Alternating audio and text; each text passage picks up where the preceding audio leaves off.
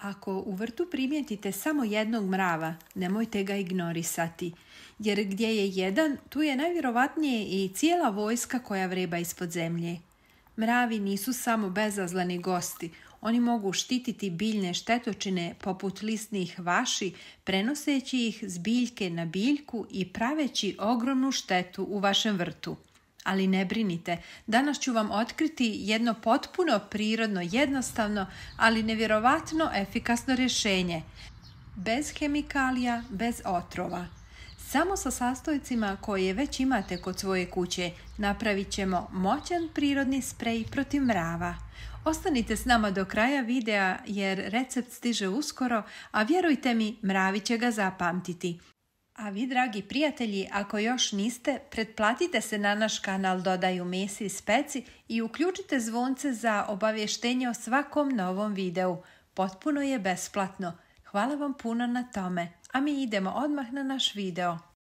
Zašto je važno reagovati odmah ako primijetite mrave? Jer čim ih primijetite, to znači da negdje u zemlji već grade gnijezdo, čuvaju jaja i uskoro možete imati na stotine malih napasnika koji će napasti vaše biljke. Brza reakcija znači očuvanje zdravlja vašeg vrta. Pa evo kako ćemo napraviti ovu čudesnu mješavinu.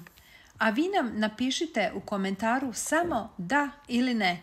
Da li imate mrave u vrtu ili ne. U 500 ml vode dodajte 2 pune kašike sode bikarbone. Dodajte 5 do 6 kapi eteričnog ulja, najbolje od nane, lavande ili limunske trave, jer ih mravi ne podnose. Na kraju dodajte 1 kašiku sirćeta. Polako miješajte, pjenušanje je normalno. Sipajte ovu tečnost u bočicu sa raspršivačem. Prskajte direktno po mjestima gdje ste vidjeli mrave, oko korijena biljaka, duž vrtnih staza, po pukotinama u zemlji ili bilo gdje primijetite tragove mrava. Već nakon prvog dana primijetit ćete kako mravi bježe i nestaju.